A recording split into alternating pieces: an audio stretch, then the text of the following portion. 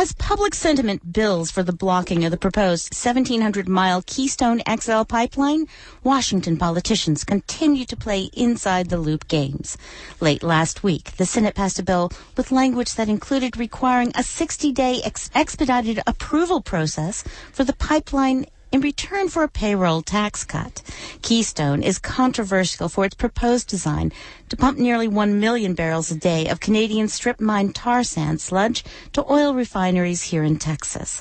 Joining us live in the studio to talk about this further is President of Climate Crisis Solutions and also a spokesperson for Ride for Renewables writer Tom Weis, who's just completed a protest ride along the proposed pipeline route. Thank you so much for joining us, Tom. Thanks, Marlo, for having me. All right, well, first, let's just go to the basics. Explain a few of the possible dangers related to having 1,700 miles of pipeline through the American breadbasket and why your group is riding the line to bring attention to the route. Yeah, where to start?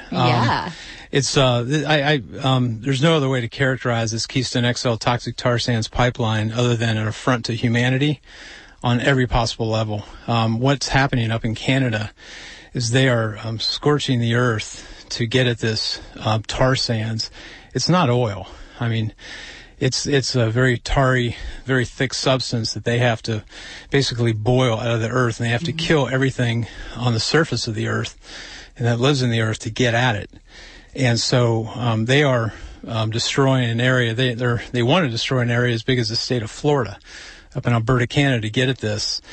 And it's we don't need this. I mean, this is the exact opposite direction that we need to be going as a country. I mean, we need to be moving away from the fossil fuel paradigm into a green energy paradigm. And we need to be saving oil, which is a very valuable resource, and using that for its highest purpose, not wasting it and burning it in our vehicles when there are alternatives like algae and biofuels and electric vehicles. So that's part of what's happening, and they are TransCanada and the other big oil companies associated with the exploitation of tar sands in Alberta. What's happening up in Canada is a gross human rights violation. They are poisoning the water and food that First Nations people need to live. They can't go down to the grocery store and get their food. I mean, they live off of the land, and their fish and their moose and their water is being poisoned by the toxic tailings from this mining, this really grotesque mining that's taking place up there. So it's getting into the aquifer. Well, it's getting into the rivers and the aquifer as well. But, our aquifers are threatened here in the U.S. And let me just move to that real quick. A lot of people know about the Oglala Aquifer in Nebraska. Fewer people know about the Carrizo-Wilcox Aquifer here in Texas, which is massive. And this is the source of our drinking water supply. And they want to cross this with this what's going to be a very leaky pipeline that is going to have very highly corrosive substance, a tar sand slurry that has sand in it that even the spokespeople for industry say can be as hard as diamonds. I mean, it resembles diamonds. It's so corrosive, and that's what they want to be pumping through our country, through the heartland, as you mentioned, the breadbasket of America. And we cannot allow this to happen. There's nothing about this pipeline that is in America's interest. We can talk about jobs and everything else you want to talk about. Well, what I really want to talk about right now is why are Washington politicians fast-tracking approval for this pipeline any way they can?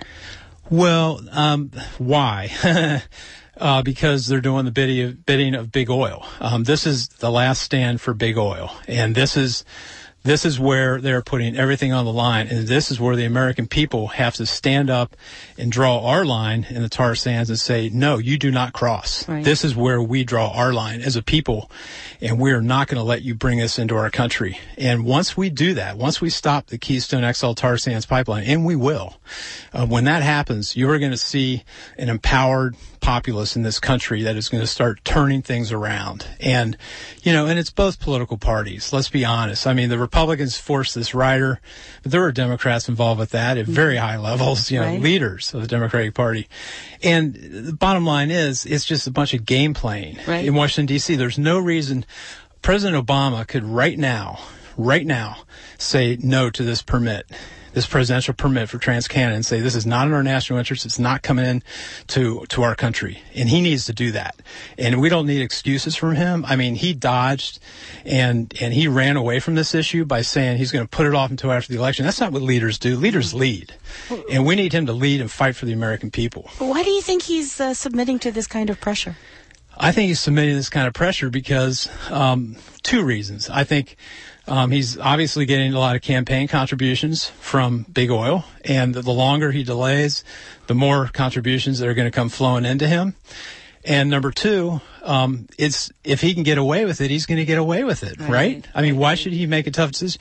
Our job is to make him make the tough decision. That's where democracy is not a spectator sport, and the American people have to step up and say, President Obama, we elected you to be a bold leader, and this is not in our interest, and we're not going to stand for it, and we need you to block this now, not 60 days from now.